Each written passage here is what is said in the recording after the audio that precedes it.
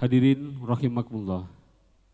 Acara selanjutnya Mau'izatul Hasanah yang akan disampaikan oleh beliau Al-Habib Soleh bin Muhammad Al-Jufri dari Solo.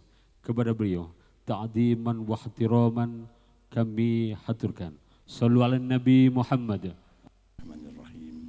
Assalamualaikum warahmatullahi wabarakatuh.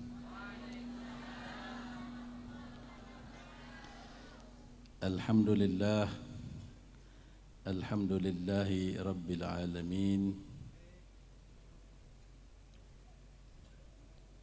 Wa bihi nasta'inu ala umuri dunya wa din. Ashhadu an la ilaha illallah wahdahu la syarika lah.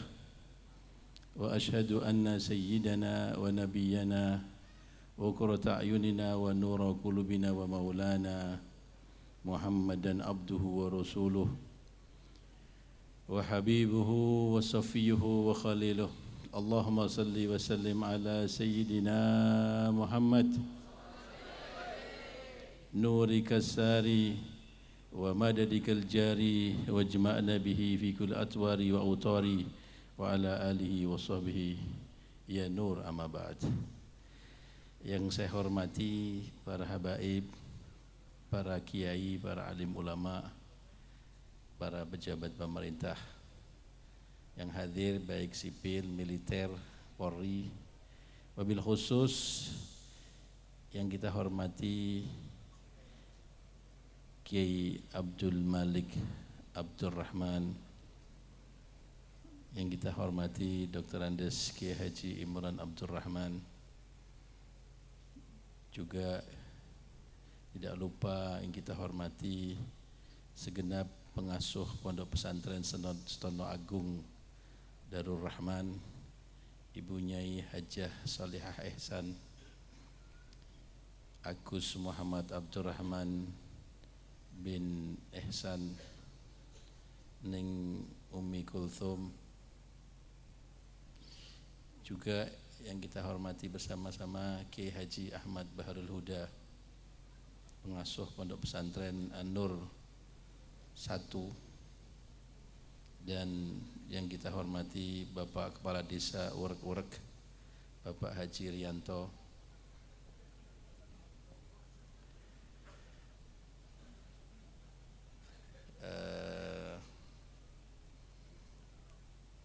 Bapak-bapak, ibu-ibu, wali-wali santri, dan juga para santri khususnya yang diwisuda pada malam hari ini yang berbahagia. Hadirin wal hadirat muslimin wal muslimat rahimakumullah. Pertama, kita bersyukur kehadirat Allah, alhamdulillah, dengan limpahan rahmat dan barakah kita pada malam hari ini bisa bermuajahah dalam keadaan sehat walafiat. Kita dipanjangkan umur kita memasuki bulan Sya'ban. Ketika memasuki bulan Rajab, Nabi SAW itu berdoa, ya Allahumma barik lana fi Rajab wa Sya'ban wa ballighna Ramadan. Menunjukkan bahwa Nabi SAW itu ketika memasuki bulan Rajab sudah mempersiapkan dirinya untuk menyambut bulan suci Ramadan, sehingga beliau berdoa untuk diberkahi di bulan Rajab, di bulan Sya'ban, dan dipanjangkan umurnya supaya bisa menemui bulan Ramadan. Baru saja kita tinggalkan bulan Rajab, bulan yang disebut sebagai Syahrullah, karena adalah bulan untuk rujuk kepada Allah, bertobat kepada Allah, kembali kepada Allah, sehingga disebut Syahrul Istighfar, Syahrul Inabah, kembalinya hamba-hamba Allah yang lalai ketika di Syawal, lalai ketika di Dzulqa'dah, Dzulhijjah, Muharram, Safar, terus lalai. Nah, sadar kembalilah ketika memasuki bulan Rajab, mau menyambut bulan suci Ramadan, sehingga mensucikan dirinya, bertobat kembali kepada Allah untuk beristighfar. Maka disebut syahrullah. Sya'ban ini kata Nabi SAW, wa Sya'ban syahri, bulan Sya'ban adalah bulanku. Kenapa bulan Sya'ban ini disebut bulannya Rasulullah? Karena di bulan Sya'ban inilah turunnya perintah salawat di bulan Sya'ban. Innallaha wa malaikatahu yusalluna 'alan nabi ya ayyuhalladzina amanu sallu 'alaihi wa sallimu taslima. Ini ayat turun di bulan Sya'ban. Maka beliau mengatakan bulan Sya'ban adalah syahri, bulan Sya'ban adalah bulanku, bulan salawatu ala Nabi besar Muhammad sallallahu alaihi wasallam. Dan Ramadan adalah syahru ummati. Ramadan adalah bulannya umatku. Kenapa disebut bulan umatku? Karena Ramadan adalah bulan panennya umatnya Rasulullah, pahala-pahala yang agung yang Allah janjikan, dan terbebasnya umatnya Rasulullah dari api neraka menjadi ahlul jannah semuanya. Amin. Maka sebagian ulama mengatakan bahwa bulan Rajab itu adalah syahrul ghars, wa Sya'ban syahrul suqya, wa Ramadan syahrul hasad. Bulan Rajab adalah bulan ghars, nasrul badr, bulan menanam, bulan menebar benih, bulan menebar bibit. Ya, bulan Sya'ban adalah syahrul suqya, bermakna adalah bulan kita mengairi sawah tersebut, menghilangkan hama, memupuk, ya. Kemudian bulan Ramadan adalah bulan panen. Panen maghfirah, panen rahmat, panen barakah, panen pahala. Siapa yang beramal wajib akan dilipat gandakan 70 kali lipat. Siapa yang beramal sunnah akan diberi pahala wajib. Ya, syahrun awal wa rahmah wa awsatu maghfirah wa akhiruha itqum minan nar. Pertama rahmat Allah, kemudian maghfirahnya Allah, kemudian terbebasnya dari api neraka. Sehingga tidak mungkin orang akan panen kalau dia tidak menanam. Maka kita sudah menanam insya Allah di bulan Rajab. Nah, kita bulan Sya'ban ini sekarang kita bulan menjaga. Mulai bapak-bapak, ibu-ibu dan saudara sekalian, di bulan ini kita mulai memanasi mesin kita, mesin rohaniyah kita, mesin batiniah kita, mesin pikiran kita, mesin tubuh kita, supaya sregep, rajin, ya, di dalam ibadah kepada Allah Subhanahu wa taala. Bagaimana mesin kita akan kita gaspol ketika Ramadan untuk ibadah sedang belum kita panasi. Maka mesinnya kan berbet-berbet nanti kata dia. Ya, kita mulai panasi. Ayo yang belum duha, duhanya baru 2 rakaat, jadikan 4 rakaat, jadikan 6 rakaat, jadikan 8 rakaat.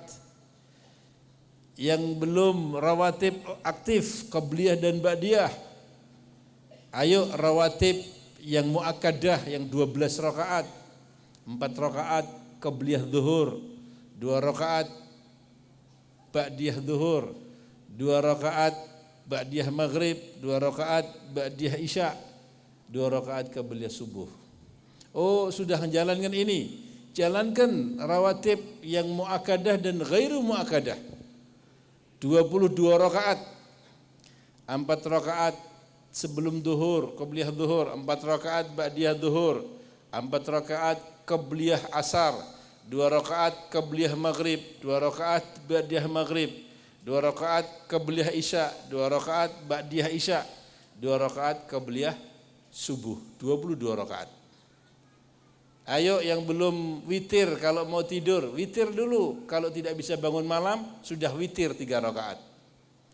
Nanti Kalau sudah bisa bangun, takmilatul witir 8 rakaat jadi 11 rakaat. Ayo yang belum salat tasbih, mulai salat tasbih minimal malam Jumat. Salat tasbih 4 rakaat, 2 salam 2 salam. Ayo yang belum rajin baca Quran, mulai baca Quran. Ayo yang belum rajin salawat, baca salawat.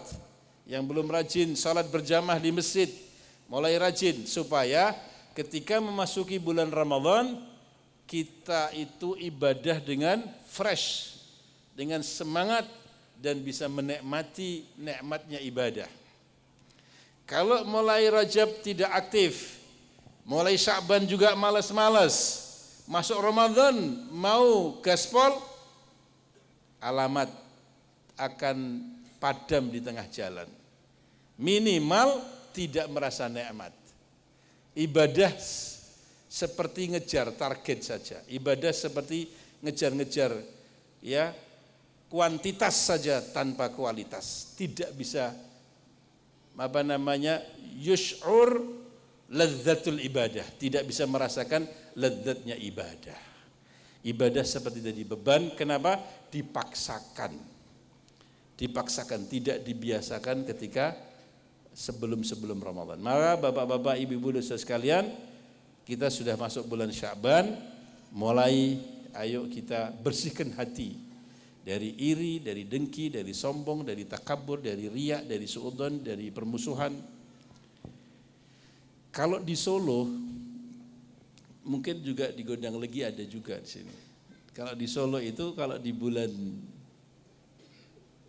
Sya'ban ini namanya ruah. Bulan Sya'ban ini dinamakan ruah kalau di Solo. Sini namanya apa? Sya'ban. Ada juga yang mengatakan ruah. Ya. Ruah itu dari kalimat arwah. Kenapa? Itu yang bikin Wali Songo. Dinamakan ruah karena di bulan Sya'ban ini adalah bulan yang dimana kita menziarahi arwah-arwah. Kenapa kita menziarahi arwah di bulan Sya'ban? Karena mau masuk ke bulan Ramadan. Kenapa mau masuk bulan Ramadan kita harus ziarah kubur bagi orang-orang tua kita, kakek kita, nenek kita. Ya, mungkin haul kayak seperti ini, kemudian ziarah. Karena ada 4 golongan orang yang puasa di bulan Ramadan, tarweh juga tidak dapat pengampunan, bahkan dilaknat oleh Allah Subhanahu wa taala. Siapa itu? Aqul walidain, orang yang durhaka kepada kedua orang tuanya.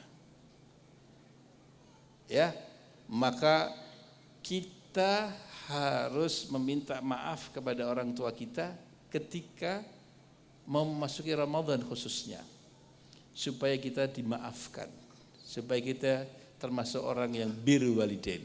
Kalau sudah wafat, diziarahi kepada kakek, pada nenek, pada orang tua kita sudah wafat, ziarah supaya dianggap kita ini, ya bukan dianggap, artinya sebagai ekspresi amalan kita birrul walidain ketika beliau sudah wafat, ziarah kuburnya, ya bacakan tahlil, yasin, dan beramal taat untuk beliau, hadiah untuk beliau gitu.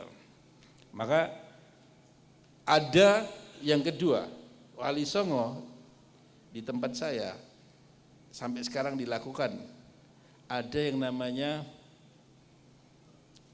selain ziarah kubur ada yang namanya sadranan. Ada enggak di sini? Sadranan itu dari kalimat sodrun. Sodrun ini dada. Kenapa sodrun? Karena yang biasanya sakit hati itu kan di sini nih. Sakitnya kan di sini katanya. Ya kan? Sakit di sini nih. Sodrunnya sini nih.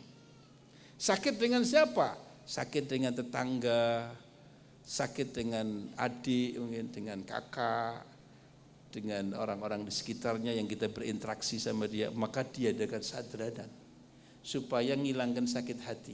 Dengan apa itu sadranan? Silaturahmi sadranan itu. Ibarat silaturahmi, kadang-kadang di satu tempat bawa makanan macam-macam, ini bawa ingkung, ini bawa gudangan, ini bawa bestek, ini bawa es krim, ini bawa macam-macam, situ nanti ditukar-tukar, doa bersama-sama, salam-salaman, atau dikirim silaturahmi, bawa rantangan di sana, bawa rantangan di sana, bawa rantangan di sana, sana balas juga, tanda bahwa kita sudah selesai, tidak ada apa-apa.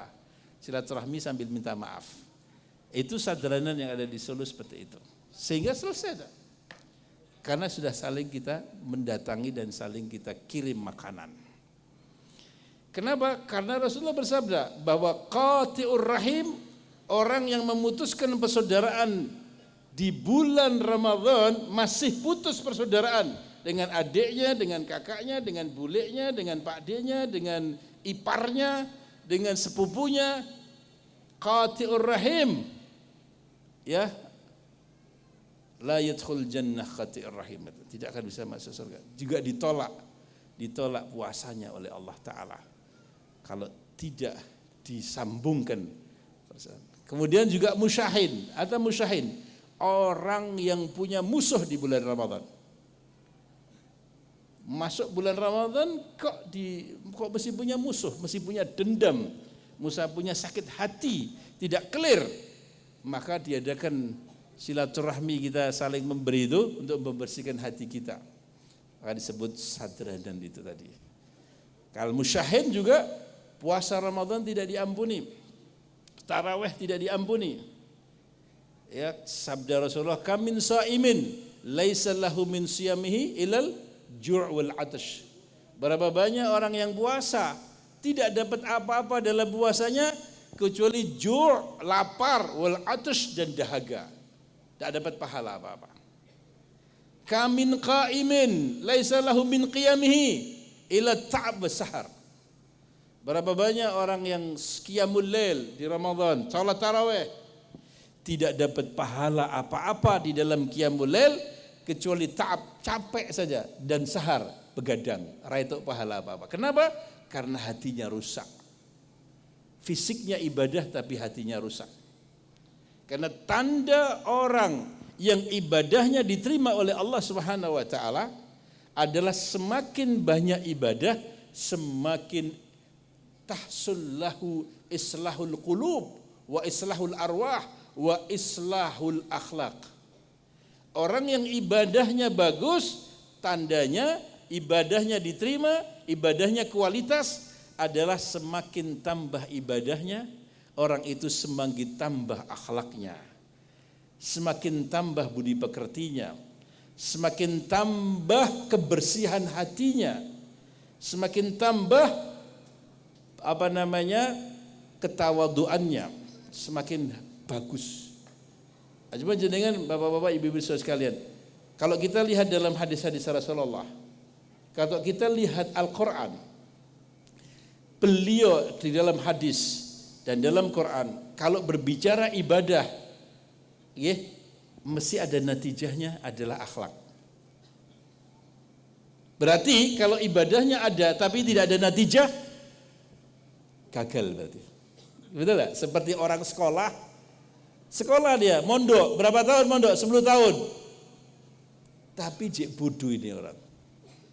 Oh, berarti itu tidak, gagal dia. Mondoknya gagal. Barangkali banyak tidur. Ya, banyak tidur di pondok. Tidak belajar dengan sungguh-sungguh. Sehingga gagal. Ada enggak di sini? Insyaallah tidak ada semua. Sukses semua sini. Amin. Ya ayyuhalladzina amanu kutiba alaikumusiyam kama kutiba alal ladzina min qablikum. Natijahnya apa, Pak? La'allakum tattaqun.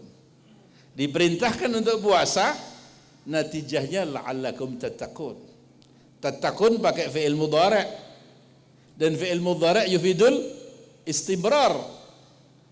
Masdanya menjadi takwa terus menerus. Ketika orang kualitas puasanya bagus, menjadi orang yang matanya takwa, lisannya takwa, telinganya takwa, tangannya takwa, kakinya takwa, perutnya takwa, kemaluannya takwa, pikirannya takwa, hatinya takwa. Kalau puasanya bagus. Kalau sholatnya bagus, innas salata tanha anil fahsya'i wal munkar. Sesungguhnya sholat itu bisa mencegah perbuatan keji dan munkar. Orang yang sholatnya bagus mesti dia jauh dari maksiat. Jauh dari maksiat, mata jauh dari maksiat apa saja, fahsya' wal munkar. Ya. Innal insana khuliqa halu'a. Manusia ini dicipta oleh Allah Subhanahu wa taala keluh kesah. Idza masa'ul syarru jazua. Kalau dapat jelek, emosi, jazu', ngamuk, ratrimo, ya, galak. Wa idza masaul khairu manu'a. Kalau dapat kenikmatan, dapat jabatan tinggi, bakhil, tidak mau bantu rakyat, foya-foya mau, kaya raya, foya-foya mau, tapi bantu pesantren bakhil. Manu'a, ya. Apa kata Allah? Illal musallin, kecuali orang yang salat. Orang yang salatnya bagus, tidak jazua, tidak manu'a. Alladzina ala salawatihim daimun, orang yang istiqamah dalam salatnya. Nah, jadi hasil salat itu menghilangkan sifat buruk yang disebutkan tadi itu, bakhil, kikir, medit, terus juga foya-foya dan lain sebagainya. Nabi bersabda, al-hajjul mabrur laisa lahul jaza' ilal jannah. Orang yang hajinya mabrur itu pasti masuk surga. Al-hajjul mabrur laisa lahul jaza' ilal jannah. Katanya kalau ada nafi kemudian istitsna itu maknanya taukid. Betul Pak Kiai?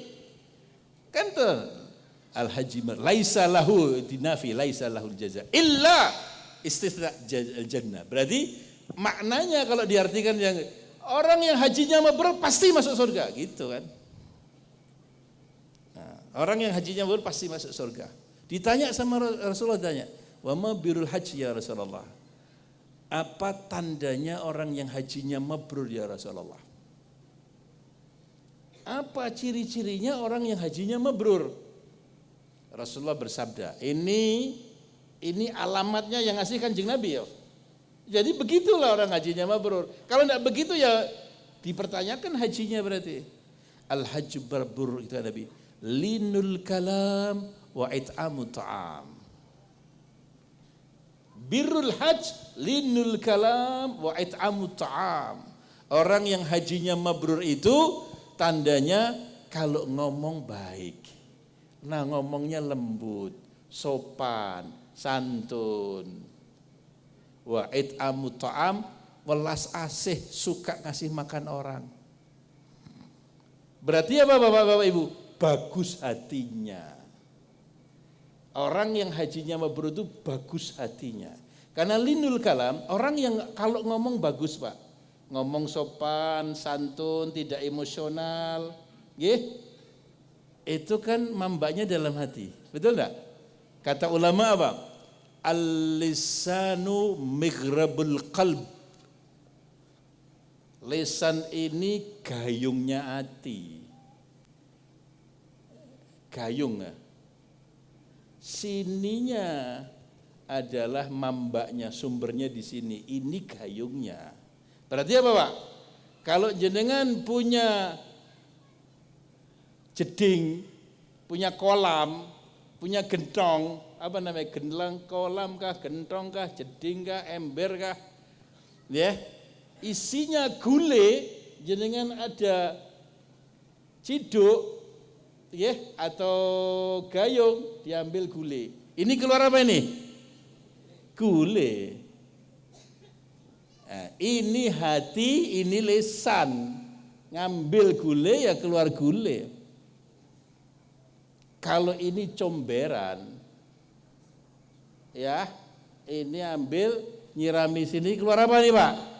Comberan. Nah, ini gini kotor, ininya comberan berarti. Ulama betul kan? Al-lisanu migrabul qalb. Terus orang yang suka ngasih makan orang, berarti apa? Hatinya bagus. suka welas asih namanya. Ketemu orang miskin, saano ini, saano, kasih makan. Lihat tetangga miskin, saano ini, saano, bagi-bagi kanan. Jadi orang yang suka memberi it'amu ta'am itu hatinya bagus ya. Ya, muncul dalam dirinya seorang empati, melihat sesama, dia tidak tahan kalau ada orang menderita. Itu hajinya mabrur. Walhasil begitulah kita katakan bahwa kita masuki bulan Ramadan, mulailah kita bersihkan diri. Sehingga bulan suci Ramadan kita akan masuk betul-betul akan menjadi manusia-manusia yang suci. Amin. Bapak Ibu yang dimuliakan Allah, kita hari ini membuat haul. Haulnya Simbah Romo Kiai Abdurrahman. Ya, juga Romo Kiai Haji Muhammad Ihsan bin Abdurrahman, juga Agus Muhammad Abdurrahim bin Ihsan, dan khalul wali Allah sejagat. Hal ini penting, ya, hal ini penting. Karena dengan hal itu bapak-bapak, ibu-ibu dosa sekalian, itu sebagai jundun min junudillah, cerita-cerita orang-orang soleh, cerita-cerita jasa-jasanya orang-orang terdahulu, bapak kita, kakek kita, kiai kita, itu merupakan tentara Allah. Tentara Allah untuk apa? Tentara Allah untuk kita ambil inspirasi kita dalam beramal, inspirasi kita dalam bergerak, inspirasi kita dalam berjuang. Seorang anak, seorang cucu ketika mendengar bapakmu kaya ngene lho, mbahmu dulu seperti ini, maka cucu ini, masa saya gak seperti ini, bapak saya aja seperti itu, kakek saya kan seperti itu. Akhirnya apa? Muncul semangat untuk belajar, muncul semangat untuk ikut siratul mustaqimnya, karena siratul mustaqim itu kan jalannya orang-orang. Ihdinas siratul mustaqim, tunjukkan di Allah kepada jalan yang lurus. Jalan yang lurus itu apa? Siratal ladzina an'amta alaihim, jalannya orang-orang yang sudah mendapatkan kenikmatan atas mereka. Ghairil maghdubi alaihim, bukan jalannya orang-orang yang dimurkai, waladhdallin, bukan jalannya orang sesat. Jadi cerita orang soleh, cerita wali Allah, cerita bapak-bapak kita yang soleh di dalam hal manaqib itu penting, karena itu tentaranya Allah. Murid-murid yang nyeleweng kadang-kadang seperti ini, pemikirannya berubah, olah polahnya berubah, hadir khalnya gurunya, cerita bagaimana perjuangan gurunya, cerita bagaimana kesalahan gurunya. Sadar, ya Allah, dulu saya berguru sama beliau, saya itu ada nisbah dengan beliau, saya lulusan pesantren itu, mosok saya kayak gini, semangat kembali. Akhirnya jalan kepada yang lurus, ngingatkan. Maka hal itu penting. Bapak Ibu yang mulia, Allah berfirman dalam Al-Quran, a'udzubillahi minasyaitonir rajim, inna nahnu nuhyil mauta, ya, wa naktubu ma qaddamu wa atharahum wa kulla syai'in ahsaynahu fi imamin mubin. Inna nahnu nuhyil mauta, sesungguhnya kami Allah menghidupkan orang-orang yang mati. Makna menghidupkan orang-orang yang mati itu ada dua. Makna menghidupkan orang mati ketika nanti di yaumul bi'tsah, ketika sangkakala yang kedua ditiup oleh malaikat Israfil, maka hiduplah orang-orang yang mati. Ya, mauta, baik malaikat yang mati, jin yang mati, manusia-manusia yang mati, hidup kembali. Wa naktubu ma qaddamu, dan kami tulis, kami catat itu, ma qaddamu itu adalah amalnya. Salatnya, ibadahnya, puasanya, zakatnya, hajinya, zikirnya, wiridnya, Qur'annya. Wa atharahum, jasanya. Jasanya adalah dia ngajar muridnya, akhirnya jadi guru, jadi ustadz, jadi kiai. Asarnya itu masuk kepada jariyahnya. Ya. Wa kullu syai'in ahsaynahu fi imamin mubin. Segala sesuatu sudah kami tulis ya pada catatan yang nyata. Itu makna yang pertama. Makna yang kedua, Bapak Ibu yang mulia, inna nahnu nuhyil mauta. Sesungguhnya kami menghidupkan orang yang mati. Menghidupkan orang yang mati. Wa naktubu ma qaddamu wa atharahum. Beliau sudah wafat tapi hidup ila yaumil qiyamah. Dihidupkan oleh Allah. Dihidupkan Allah dengan apa? Dihidupkan Allah karena amal solehnya. Dihidupkan oleh Allah Subhanahu wa taala karena perjuangannya. Dihidupkan oleh Allah Subhanahu wa taala karena jasa-jasanya ketika beliau hidup. Maka Kiai Abdurrahman itu masih hidup. Inna nahyu nuhyil mauta. Dihidupkan kenapa? Dihidupkan dulu oleh Kiai Muhammad Ihsan dengan adanya pondok pesantren ini. Kiai Muhammad Ihsan masih hidup. Dihidupkan oleh siapa?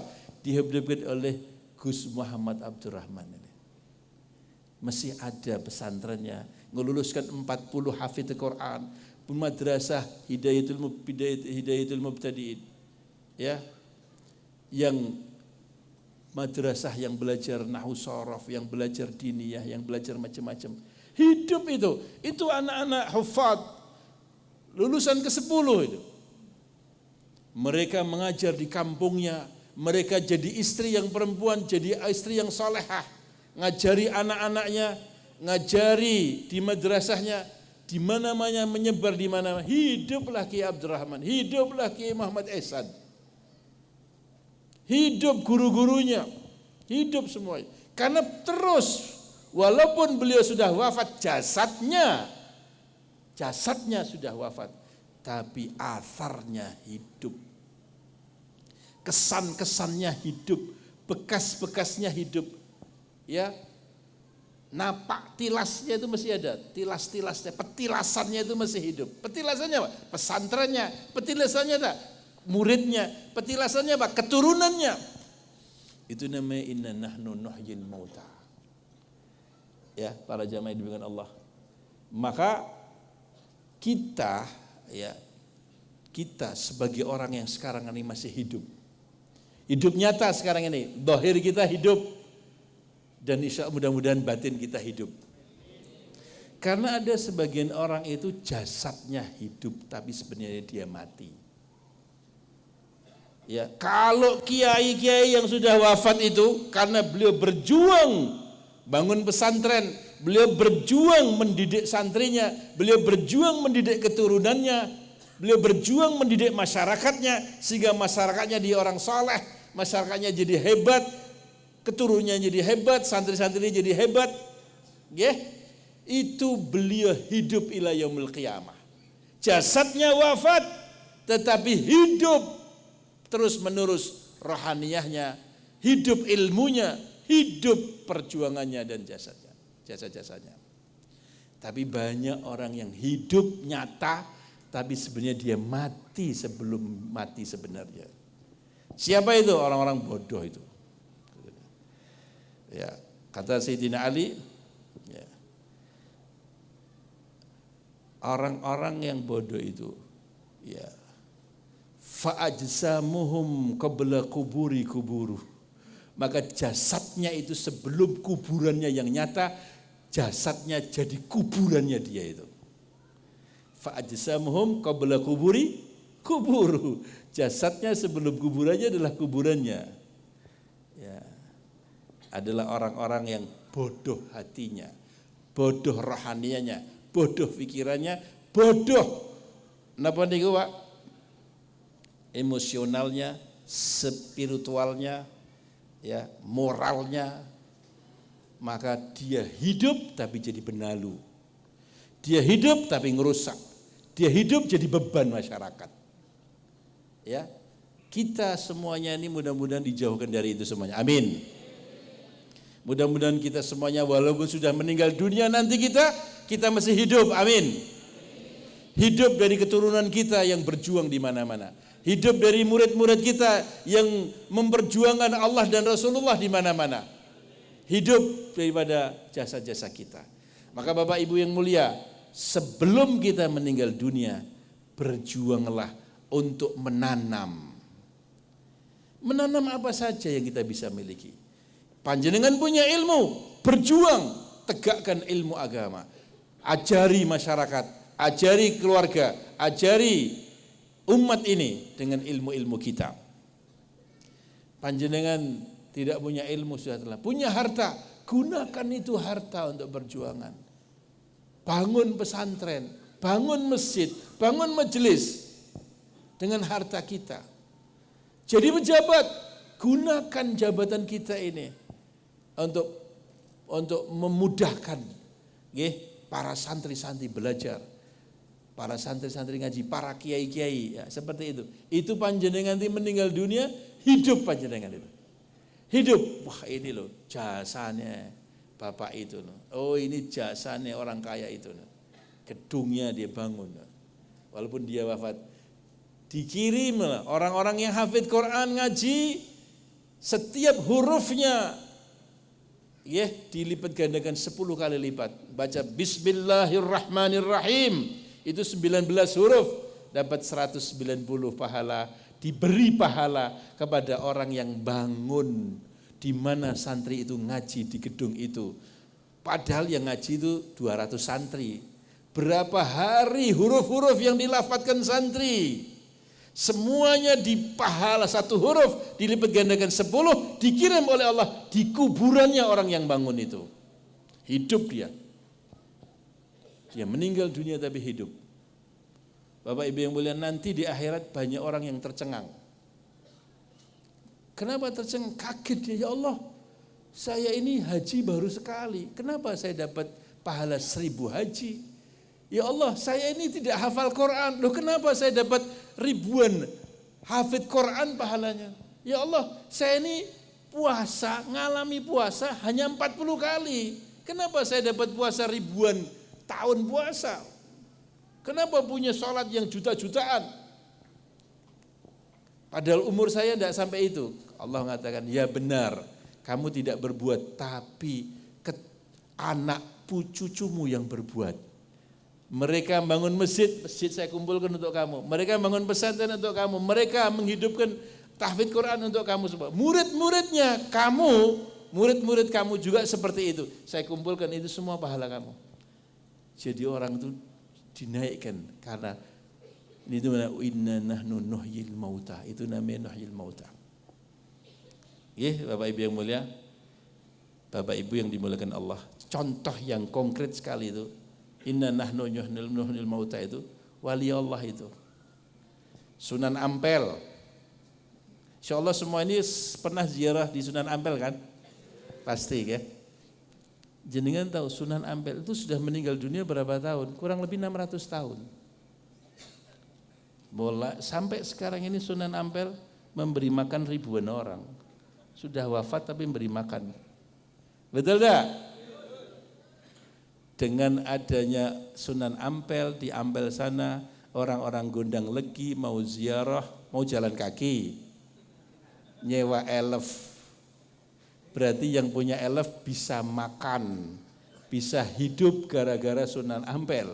Berkahnya Sunan Ampel, karena wong Gondang Legi kayaknya nyewa elefnya. Betul?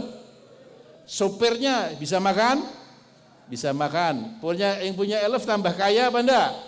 Tambah kaya. Wah, akhirnya yang punya elef sini sana mikir juga, wah ternyata usaha elef di ziarahnya Gondang Legi laku ya, beli juga dia. Akhirnya banyak travel-travel ini nyiapkan bis, nyiapkan elef, nyiapkan HIS untuk peziarah di Gondang Legi. Ini di Gondang Legi, belum yang di Madura, belum yang ada di Jember, belum yang ada di mana menziarahi Sunan Ampel. Berapa ribu orang yang makan gara-gara Sunan Ampel. Oh ternyata peziarah di sana banyak. Akhirnya banyak mobil-mobil parkir. Puluhan tukang parkir bisa makan nyekolah ke anak gara-gara banyak parkir-parkir di depan kuburan Sunan Ampel. Betul? Oh ternyata peziarah banyak. Akhirnya jalan yang dilalui untuk menuju ke tempat ziarah itu banyak orang jualan.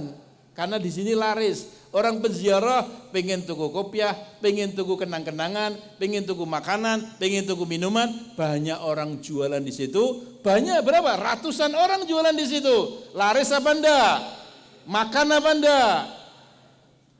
Dan itu bertahun-tahun sampai sekarang. Semarenya, tidurnya wali di kuburan saja jutaan dari dulu sampai sekarang menghidupkan orang-orang yang hidup. Ya, memberi makan ribuan orang, jutaan orang. Bahkan pemerintah daerah pun dibantu dengan adanya Sunan Ampel. Pendapatan PAD-nya meningkat gara-gara peziarah. Jadi apa? Bapak pembangunan beliau itu. Ya, bapak pembangunan itu Sunan Ampel itu. Ya, berapa ratus juta, berapa miliar kalau dikumpulkan berapa triliun itu pendapatan di Surabaya itu gara-gara Sunan Ampel ada di Ampel di Surabaya sana. Coba kalau di Gudang Legi, rame Gudang Legi. Masya Allah. Allahumma sholli ala Sayyidina Muhammad. Kenapa? Karena nyambung dengan Rasulullah. Kenapa panjenengan ini, bapak-bapak ibu-ibu sekalian, kenapa kita ini kangen dengan ziarah Rasulullah? Kenapa kita ini mau haji? Kenapa kita ini mau umroh? Orang yang sudah naik haji sekali, orang yang sudah naik sudah umroh sekali, kalau seandainya ditawari suruh umroh lagi mau enggak? Mau, apalagi gratis. Uang bayar aja mengulang-ulang mau. Kenapa? Rindu.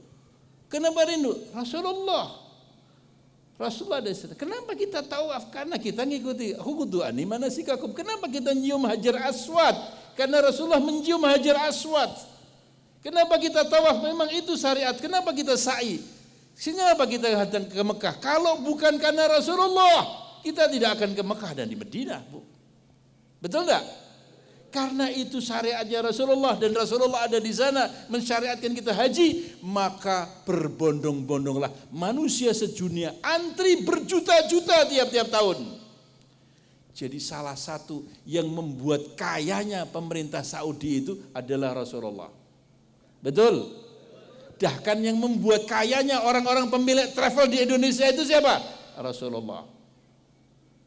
Betul? Masya Allah. Maka orang-orang yang nyambung dengan Rasulullah seperti para sunan-sunan itu, ngambil ilmunya Rasulullah, maka mendapatkan berkah seperti itu juga. Maka kalau jenengan ngambil ilmunya para wali dan ngambil ilmunya para nabi Rasulullah SAW, jenenganmu jadi berkah juga. Ya, jadi jenengan meninggal nanti diziarahi orang banyak juga insya Allah. Ada satu habib besar ya, datang ke desa, Pak. Disambut orang banyak, Masya Allah. Orang-orang desa itu ngomong, Bib, enak ya di Sunan Ampel sana. Orang-orang Ampel yang ziarah banyak, yang di mana itu Tebu Ireng sana, Bahasye, banyak orang yang ziarah di sana. Di kampung sini tidak ada wali-wali, supaya ramai gimana. Ya saya doakan mudah-mudahan nanti ada wali. Enaknya Habib saya bunuh, kita kubur di sini aja. Kita bikinkan gubah nanti. Sing gede ben nanti para berziarah banyak. Saking senengnya punya kuburan haban wali Allah, Habibnya mau dibunuh gitu.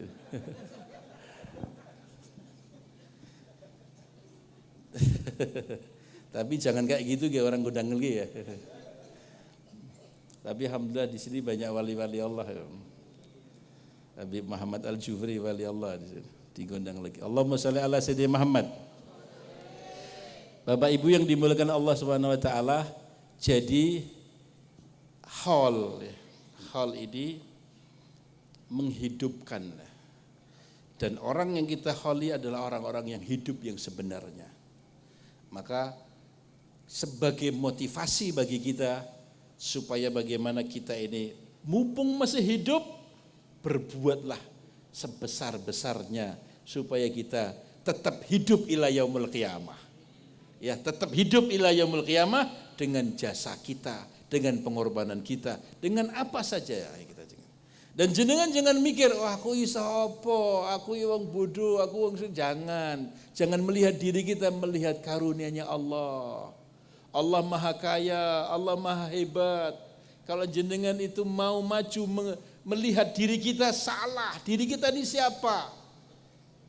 Ya, kita ini berasal dari air, ya, yang hina dan membawa barang yang hina. Nanti kita mati dalam keadaan hina juga, jadi bangkai. Tidak apa. Tapi karunia-Nya Allah. Kita menggantungkan karunia Allah, berniat yang sungguh-sungguh, maka Allah akan membukakan pintu-pintu taufik.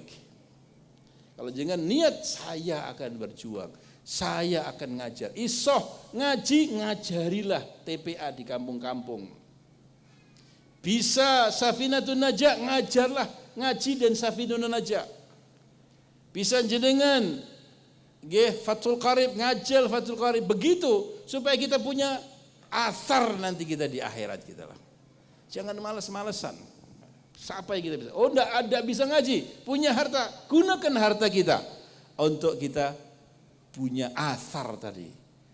Wa naktubu maqaddamu wa atharahum.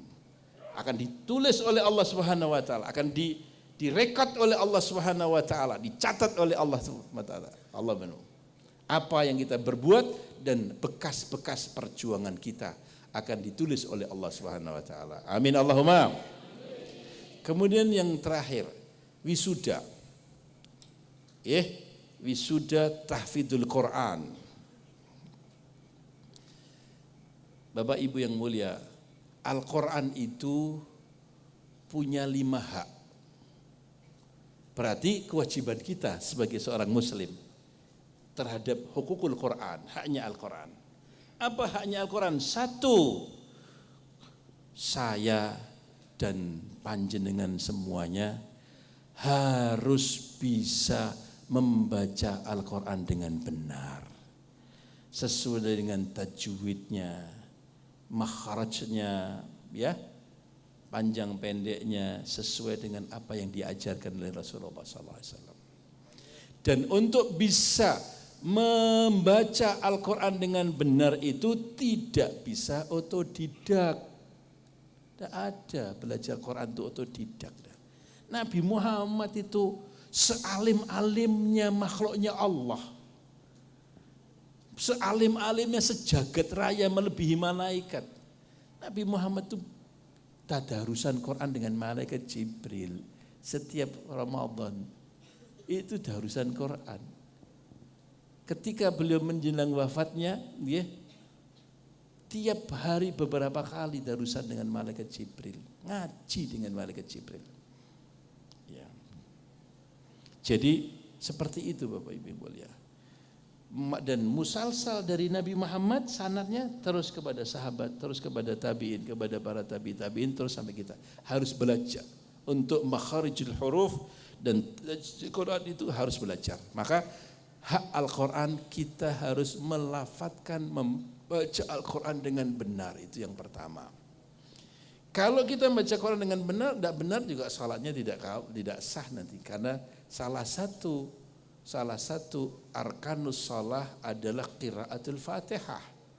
Wa al-Fatihah itu minal Quran. Nah kalau kita tidak benar di dalam membaca Al-Fatihah, berarti salat kita bisa batal.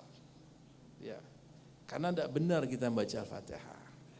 Minimal lah orang yang tidak bisa membaca Al-Fatihah dengan benar tidak boleh jadi imam. Karena dianggap ummi. Ummi dalam ilmu fikih ini ummi. Ilmu ummi di dalam ilmu fikih adalah la yuhsinu qiraatul Fatihah.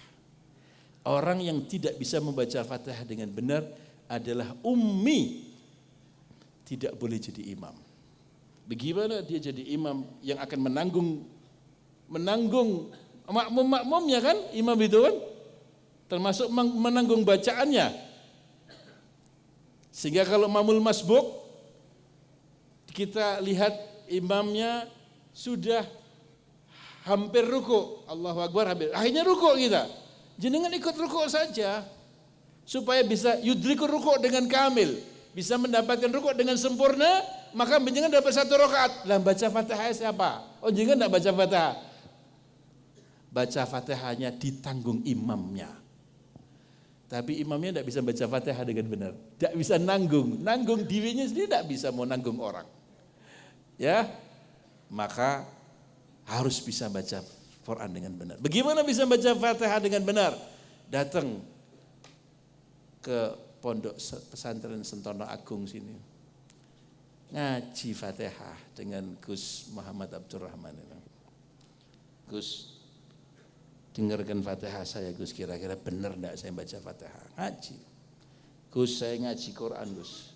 Dari awal sampai akhir antum semak Gus, 30 juz. Kira-kira benar enggak saya dalam melafadzkan? Harus baca. Hak korban pertama, membaca dengan benar. Kedua, hak Al-Quran itu harus bisa mengetahui makna yang ada di dalam Quran. Tidak cukup bisa membaca, harus tahu apa isinya Al-Quran itu. Bapak Ibu yang mulia, Al-Quran itu adalah kalamullah. Al-Quran itu adalah risalahnya Allah. Seperti Allah yang Maha Kasih Sayang, Rahman Rahim, nulis surat kepada kita. Ya, nulis surat kepada kita. Panjenengan itu, umpamanya jenengan umpamanya saja ada orang yang kita kasihi. Ya, dia kasih dengan kita, kita kasih sama dia. Tahu-tahu dia ngirim surat, tidak bisa bahasa Jawa, tidak bisa bahasa Indonesia, bisanya bahasa Arab atau bahasa Inggris. Kirim surat kepada kita. Ya. Kira-kira panjenengan ingin tahu enggak isinya surat yang kekasih kita ini? Jenengan mesti ingin tahu. Aku iso maca tapi ra ngerti karepe apa iki. Wong besune Madura iki, aku wong Jawa. Mesti kita akan datang kepada orang Madura. Ini terjemahkan ini niki. Ya. Istri saya ngomong apa ini? Nah, karena kekasih saya ini, kita akan kepingin tahu maknanya. Bahkan kita catat, oh maknanya kayak gitu kita catat ya. Kau diktikan ya, saya catatin namanya. Isi surat kekasih kita ini tiap malam akan kita baca. Karena ketika kita baca isi suratnya, kita akan berbahagia. Betul enggak? Nikmatnya baca surat cinta ini gitu. Diulang-ulang ini. Sudah baru dibaca, turun sedikit, tidur sedikit, baca lagi dia. Kadang-kadang semalaman kita baca berulang-ulang. Nikmat rasa hatinya. Nah, Bapak Ibu yang mulia, kira-kira kita merasa seperti itu enggak baca Quran tuh? Surat cintanya Allah kepada kita. Karena sayangnya Allah dengan kita, cintanya Allah dengan kita, Rahman Rahimnya Allah dengan kita, maka Allah turunkan Al-Quran untuk kita sebagai pedoman hidup. Bagaimana kita hidup yang benar, bagaimana kita hidup selamat, bagaimana kita hidup mulia, bagaimana kita hidup sukses di dunia, di kubur, di mahsyar, di tiran sampai di surga berjumpa Allah Subhanahu wa taala. Jalan untuk berjumpa dengan Allah di surga. Nazara ila wajhil karim, memandang wajah Allah yang mulia, jalannya adalah Al-Quran. Bagaimana kita tahu jalannya Al-Quran? Kalau kulolan panjenengan saya dan kita panjenengan ini tidak tahu isinya Quran. Bagaimana kita akan bisa jalan dengan benar kalau kita tidak tahu isinya Quran? Wajib kita tahu isinya Quran. Supaya dalam isi Quran itu ada perintah, kita tahu untuk menjalankan perintah, ada larangan supaya kita bisa meninggalkan larangan sehingga kita akan selamat. Bapak Ibu yang mulia, panjenengan nih suka enggak kalau diberi mobil Fortuner baru? Suka enggak? Jangankan diberi, beli aja kita mau kalau punya duit kita. Ketika kita beli mobil baru, ketika kita beli kendaraan baru, itu ada buku manualnya, ya, manual, ya, ada buku panduan. Buku panduan. Buku panduan itu kita harus baca supaya kita mengenal mobil baru ini. Kalau enggak jenengan enggak paham nanti. Piye ini kalau mobil Jepang sih masih gampang. Coba kalau jenengan beli mobil Eropa, ya beli Mercy baru kita, bingung jenengan. Beli Mercy, ya S500 mau, juga beli S500, macam-macam di sini. Ini apa ini sini? Tombol-tombolnya kayak pesawat, banyak macam-macam ini. Harus dengan baca, mengenal ini untuk apa, ini untuk apa, untuk apa, untuk apa, untuk apa, untuk apa. Karena itu elektrik semua lah. Bapak Ibu yang mulia, kalau kita tidak membaca, kita tidak akan bisa memoperasionalkan daripada ini dengan baik. Bisa rusak. Nah, bagaimana kita akan bisa hidup dengan baik kalau kita tidak tahu buku operasional kita ini, buku manual kita ini, Quran. Tidak bisa hidup dengan betul-betul. Maka wajib kita tahu Al-Quran. Bagaimana kita tahu Al-Quran? Ya belajar. Sebagaimana tadi tahu untuk menghafal melafaz Quran dengan belajar, tahu maknanya Quran harus belajar. Minimal lah. Sekarang minimal dulu. Baca terjemahan dulu lah. Saya tanya bapak-bapak, ibu-ibu sekalian. Pernahkah kita membaca terjemahan Al-Quran sampai khatam? Kalau baca Quran khatam sering ya? Tapi baca terjemahan sampai khatam tahu enggak? Harus baca kok terjemahannya. Kan itu yang bikin pemerintah, Departemen Agama, para ulama-ulama itu. Insya Allah terjemahannya ya sudah lumayan mewakili lah. Walaupun tidak sedalam yang di dalam tafsir, tapi mewakili lah paling tidak. Saya mau tanya, kebanyakan orang Indonesia membaca Al-Quran itu langsung tahu maknanya apa tidak tahu? Kiai saja belum tentu tahu, Pak. Karena bahasa Quran ini bahasa tinggi, betul enggak? Ada lafaz-lafaz yang kita tidak kenal itu.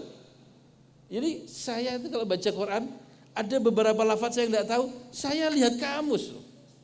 Ini saya membaca tafsir ini apa, Mas? Oh, kayak gini. Oh, mau maknanya kayak gini, mana kayak gini. Oh ya. Banyak kalau itu ulama-ulama yang memang dia ahli kitab, ngerti betul-betul. Dia baca Quran ya tahu maknanya langsung dia. Jadi dia tahu pelan tartil wa tadabbur. Tartil wa tadabbur ya.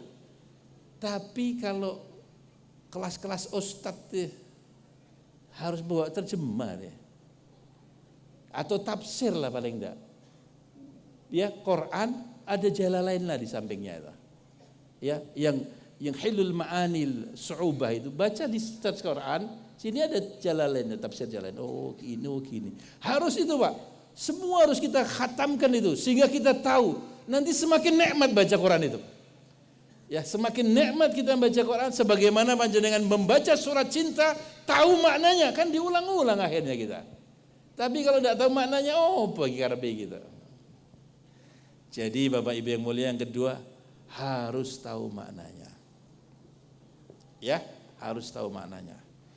Sehingga dengan tahu maknanya tadi, kita harus tahu di dalamnya ada perintah dan di dalamnya ada larangan. Kalau perintah dilakukan, kalau larangan kita tinggalkan. Itu. Kemudian yang ketiga, hak Al-Quran kepada diri kita, ya, dihafalkan yang bisa kita hafal. Minimal kalau orang-orang awam ya surat-surat pendek untuk sholat ya, juz amalah. Al-Fatihah harus hafal, betul kan enggak?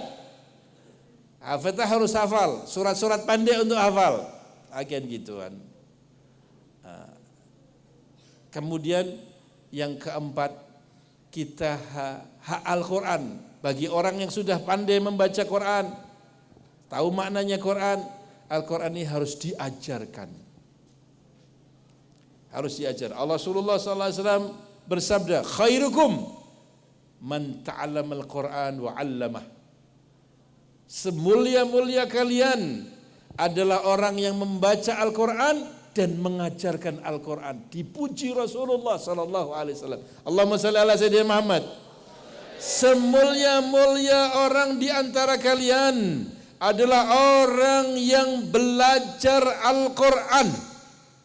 Jadi baru belajar saja sudah menjadi separuh kemuliaan. Jadi santri-santri ini yang belajar Quran, mereka adalah orang-orang yang mendapatkan separuh kemuliaan. Khairukum man ta'allamal Quran. Kalau mau mendapatkan separuh berikutnya, wa'allamahu, kemudian mengajarkan. Wes ngerti, belajar, kemudian dia ngerti, kemudian diajarkan. Buka pesantren, buka madrasah, buka majelis, buka pengajian, mengajarkan Quran, mengajarkan ma'ani Quran, mengajarkan tafsir Quran. Maka sudah belajar Quran, kemudian mengajarkan Al-Quran, mendapatkan gelar khairukum, semulia-mulia orang di antara kalian. Siapa yang memberi syahadah? Siapa yang memberi sertifikat? Kanjeng Nabi Muhammad. Jangan bain-bain, jangan disepelekan. Sertifikatnya Rasulullah ini.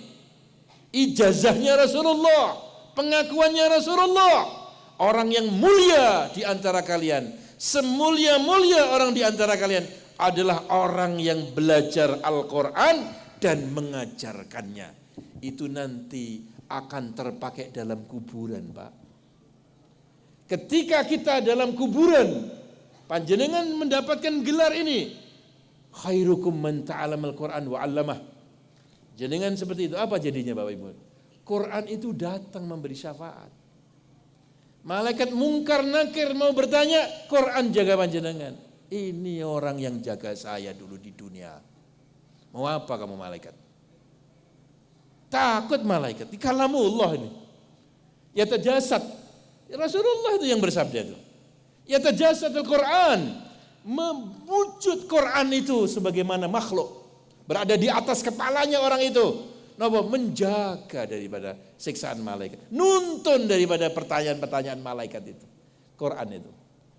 Kemudian nanti ketika di kuburan bangkit, di alam barzakh, di alam kebangkitan, alamul bi'tsah, Quran itu ya tajasad, nganti orang. Diganti. Ya, yuhajani sahibihima. Makan menjadi hujah kepada orang. Katanya nganti. Diganti oleh Quran. Diganti kemana nih? Diganti ke surga. Al-Quran gandeng kita untuk dibawa kita ke surga. Karena dulu kita menjaga Quran. Dan hebatnya Bapak Ibu yang mulia, orang ahlul Quran yang belajar Quran dan mengajarkan Quran itu dijaga sama Allah sampai jasadnya saja tidak akan dimakan cacing-cacing tanah. Kafannya wutuh ila yaumul qiyamah, jasadnya wutuh ila yaumul qiyamah. Siapa yang jaga? Quran jaga dia. Karena Quran mendarah daging dalam diri. Selalu baca Quran, selalu ngajarkan Quran, itu merasuk dalam seluruh sel-sel tubuhnya itu. Bukan saja tubuhnya saja, yang nempel tubuhnya itu terjaga juga. Kena vibrasi dari tubuhnya orang ini lah. Nyata apa tidak itu Bapak-bapak Ibu? Nyata itu. Kalau tidak percaya itu, orang-orang yang ahlul Quran dibongkar kalau dipindah. Utuh itu jadi. Ratusan tahun, 100 tahun, 1000 tahun, utuh itu. Beberapa hari waktu yang lalu saya ziarah di Yordania. Menziarahi sahabat Rasulullah yang meninggal dunia di Mu'tah. Di antaranya Sayyidina Ja'far bin Abi Thalib, Sayyidina Abdullah ibn Rawahah, ya, kemudian Sayyidina Zaid bin Harithah, dan 70 syuhada yang lain. Ketika kurang dari 100 tahun yang lalu, jasadnya sahabat ahlul Quran ini, ya, ahlul mahabbatu bi Rasulillah, terjadi banjir.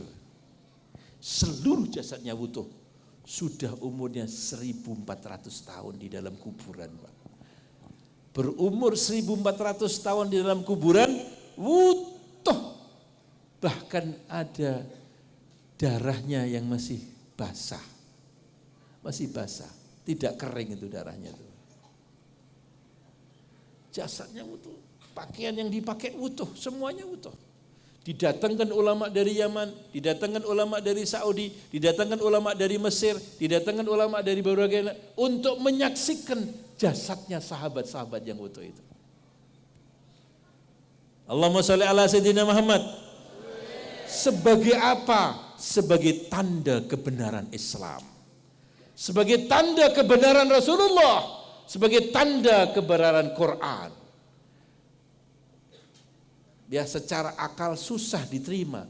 Kok jasad daging ya, ribuan tahun tidak busuk, tidak hancur, tidak dimakan cacing-cacing tanah. Dan banyak itu kiai-kiai itu. Ya ketika dipindahkan utuh jasadnya. Utuh kafannya. Kenapa? Quran jaga dia. Sebagaimana Al-Quran itu langgeng, Al-Quran itu langgeng bapak-bapak ibu-ibu semuanya, orang ahlu Quran dilanggengkan oleh Allah barokahnya Quran. Maka jadilah ahlul Quran. Ya, kalau kita belum jadi Al-Quran, minimal jadilah putra kita ahlul Quran. Jadilah cucu kita ahlul Quran. Ya, atau biayailah ahlul Quran. Biayai madrasah-madrasah, pesantren-pesantren yang di dalamnya itu mengurusi Quran, ahlu sunnah wal jamaah. Saya nyumbang. Ini untuk Quran ini. Nah gitu. Itu Bapak Ibu. Kemudian yang terakhir apa? Yang terakhir setelah mengajarkan, kemudian yang sebelum mengajarkan mengamalkan untuk dirinya. Diamalkan untuk Quran. Dilaksanakan untuk Quran. Kemudian diajarkan dalam kehidupan manusia. Ya. Bapak Ibu yang mulia, orang-orang yang mengajarkan Al-Quran, orang-orang yang mengajarkan Al-Quran adalah dia sebagai khalifatur Rasulullah. Orang yang menjadi khalifatur Rasulullah, maka orang itu didoakan langsung oleh Rasulullah. Bapak Ibu yang mulia, pengen enggak kita didoakan Rasulullah? Ini kadang-kadang ada kiai keramat, ada kiai keramat, atau ada Habib keramat. Orang itu rebutan. Habib Umar bin Hafid. Saya kalau setiap tahun Habib Umar datang, mesti saya ngawal beliau. Ya sudah puluhan tahun, kemana saja Habib Umar datang, saya mesti ikut di belakangnya beliau. Sejak tahun 1998 sampai terakhir 2019. Sebelum corona ya. Di mana Habib Umar datang dari sejak tahun 98 sampai 2019, saya masih ada. Karena keramatnya Habib Umar, di mana-mana beliau datang, ribuan orang kepengen salaman, ribuan orang kepengen minta air, ribuan orang kepengen didoakan. Padahal beliau adalah cucunya Rasulullah. Ya, dapat percikan dari cahayanya Rasulullah. Kira-kira bagaimana lo kakeknya Habib Umar, Rasulullah sendiri? Bagaimana itu? Mustajabud doa. Nabi Muhammad SAW mustajabud doa. Allahumma sholli ala sayyidina Muhammad. Habibullah, Sayyidul Mursalin. Ya. Bapak Ibu yang mulia, panjenengan kalau menjadi orang yang mengajarkan Al-Quran, mengajarkan hadis Rasulullah, mengajarkan ilmu-ilmunya Rasulullah, langsung didoakan Rasulullah. Satu ketika Rasulullah berjalan dengan Sayyidina Ali bin Abi Thalib, menantunya dan sepupunya. Ya, Sayyidina Ali. Menantu tercinta dan sepupu tercinta. Masuklah Rasulullah dalam ruangan. Kemudian Rasulullah mengangkat tangannya tinggi-tinggi ke kiblat. Kemudian beliau berdoa, Allahumma arham khulafai.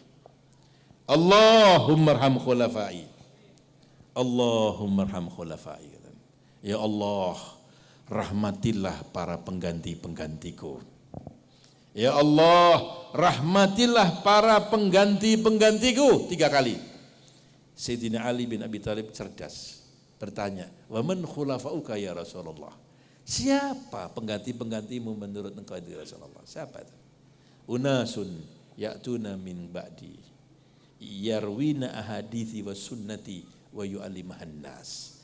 Orang yang datang setelah aku, Manusia kata dia, manusia yang datang setelah kita ini semuanya nih, datang setelah Rasulullah. Mempelajari hadis-hadisku. Hadis-hadis itu maksudnya apa? Hadis-hadis itu adalah ilmu-ilmu Rasulullah, ya di Quran, ya di sunnahnya, ya di fikihnya, itu ilmu-ilmu Rasulullah. Wa sunnati, apa sunnati? Mawaqif. Sunnatul mawaqif, apa? Sikap. Jadi ada hadis yang sifatnya adalah ilmu yang ada dalam Quran, yang ada di hadis, yang ada di syariat Islam, ya. Rukun Islam, rukun iman, rukun ihsan. Dia kemudian mawaqif, sunnati, mawaqif. Alaikum bisunnati wa sunnatul khulafa'ur rasyidil mahdiyyin, addu alaihi binawajid. Sunnah adalah sikapnya Nabi Muhammad di dalam menghadapi berbagai macam persoalan. Ya Rasulullah kan punya persoalan. Khulafaur Rasyidin kan juga punya persoalan. Fitnah-fitnah yang terjadi di zaman beliau. Maka bagaimana Rasulullah menghadapi fitnah? Belajar itu. Dan dipegang itu caranya itu. Itu namanya sunnah. Mengajarkan itu kepada orang lain, itulah khulafa saya tuh. Belajar hadis, belajar Quran, belajar syariat, belajar mawaqif, sikap saya dalam menghadapi berbagai permasalahan, kemudian mengajarkan kepada orang lain, itu khulafa saya. Saya doakan dapat rahmat. Bapak Ibu yang mulia, rahmat itu apa? Rahmat Allah. Ya Rasulullah kan, Allahumma arham, ya Allah rahmati. Apa itu rahmat itu? Semua anugerah Allah, semua pemberian Allah, wujudnya apapun juga, zahir batin, dunia dan akhirat, itu adalah rahmatnya Allah. Berarti Rasulullah itu mendoakan yashmul syamil kamil. Semua yang kita hajatkan dunia akhirat dapat doa itu. Maksudnya jenengan punya keturunan yang saleh dan salehah, bagian dari rahmatnya Allah, dapat kita. Dengan dapat harta benda yang barokah, dapat. Jenengan kepingin aman, tentrem, ayam, hidayahnya sukses, dapat. Oh, kepengen husnul khatimah, bagian dari rahmat, dapat husnul khatimah. Pengen bebas dari siksa kubur, bagian dari rahmat, oh dapat. Mahsyar, sirat, surga, masuk firdaus, bagian dari rahmatnya Allah. Bebas dari neraka, bagian dari rahmat, dapat. Jadi Rasulullah doakan itu total dunia akhirat, zahir dan batin. Sampai keturunan 7 kita didoakan Nabi Muhammad. Karena Mbae itu orang hebat. Dulu adalah penggantinya Rasulullah. Dipensiun oleh Rasulullah. Dirinya, istrinya, keluarganya. Kenapa? Karena dia berjasa. Mudah-mudahan semuanya berjasa seperti itu, Pak. Keturunan-keturunan kita mudah-mudahan semuanya berjuang membela Rasulullah SAW. Mengajarkan ilmu-ilmunya Rasulullah. Mengajarkan akhlak-akhlaknya Rasulullah. Mengajarkan adab-adabnya Rasulullah SAW di tengah-tengah masyarakat. Dan mudah-mudahan ya Allah ya Rahman Rahim, kita semuanya apabila kita berjumpa nanti dengan Allah diberi husnul khatimah. Ya Allah ya Rahman ya Rahim ya Hayyu ya Qayyum ya Dzal Jalali Ikram ya Arhamar Rahimin, nas'alukal afwa wal afiyah wal mu'afata daima fid dini wad dunya wal akhirah. Allahumma inna nas'aluka mujibati rahmatik wa azaima maghfiratik wal ghanimata min kulli birrin was salamata min kulli ithim la tada' lana dhanban illa ghafarta wa la hamman illa farajta wa la daynan illa qadaita wa la maridan illa shafaita wa la jahilan illa alamta wa la dhiqan illa wasa'ta wa la mautan illa rahimta wa la hajatan min hawaijid dunya wal akhirah ya laka ridan wa la fiya salah illa qadaitaha wa yasartaha ya rabbal alamin. Ya Allah ya Rahman ya Rahim ya Hayyu ya Qayyum, Allahumma inna nabatu ni'matik fala taj'alna hasada nikmatik.